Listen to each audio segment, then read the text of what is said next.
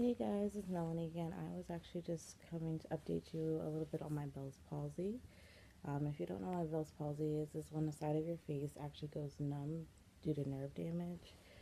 Mine started roughly 2 to 3 days after I gave birth.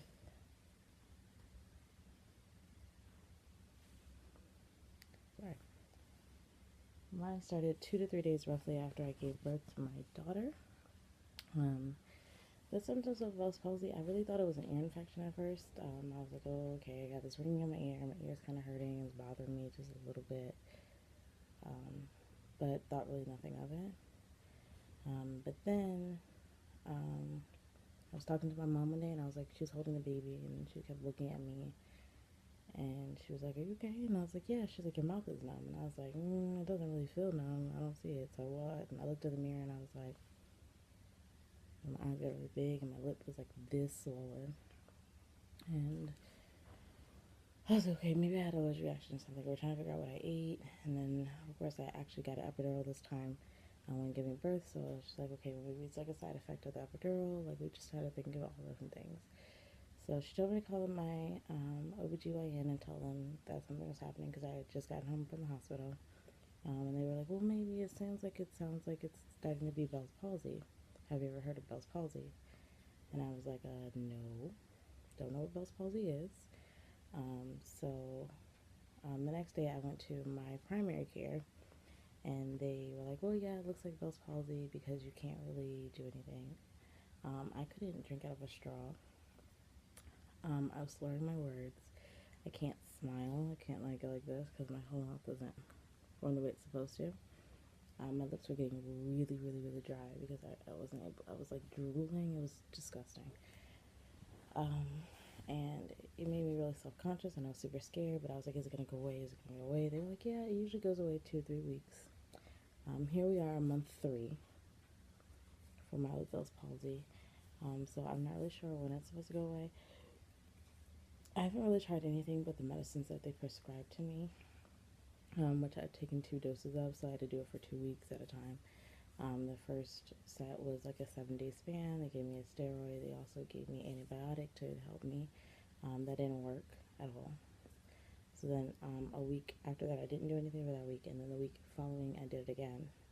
They gave it to me again to try, and then they sent me to a neurologist. The neurologist basically said, "You have nerve damage, and I'm not really sure when it's going to go away." So he sent me to 3 other doctors: an ear, nose, and throat doctor, a another neurologist, and then a place where I could get an MRI to see if the nerve damage has reached my brain, which it hasn't. And then they also tested me for Lyme disease because there's also a side effect of Lyme disease, which I don't have. But you have to be bit by it, usually a tick, for Lyme disease to happen. So none of that actually happened to me. It's really, to be completely honest, nobody really thinks about what happens to the mom after giving birth. You're so gung ho and thinking about like what's happening to my baby. Hope my baby's safe. I hope that whatever doesn't affect my baby. I hope that I have a good, safe birth. I hope my baby's breathing. I hope it's not breached, anything like that. Um, but unfortunately for me, nothing happened for my child. She's perfect.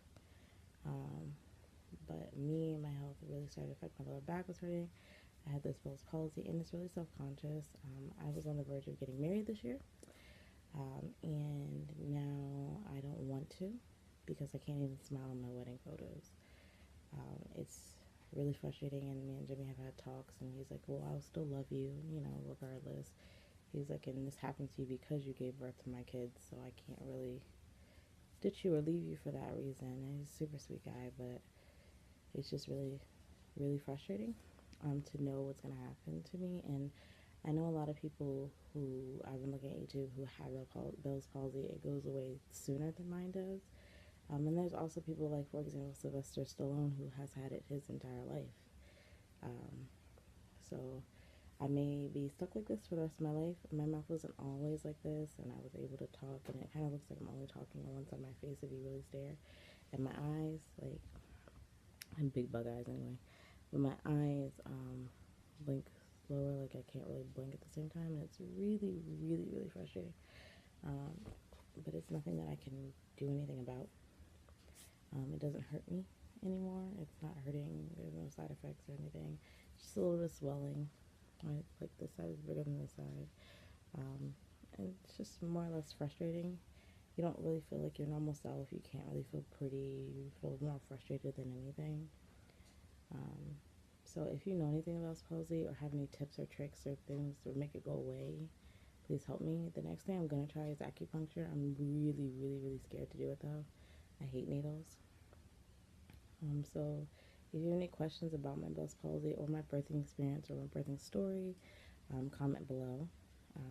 Just let me know what you're thinking.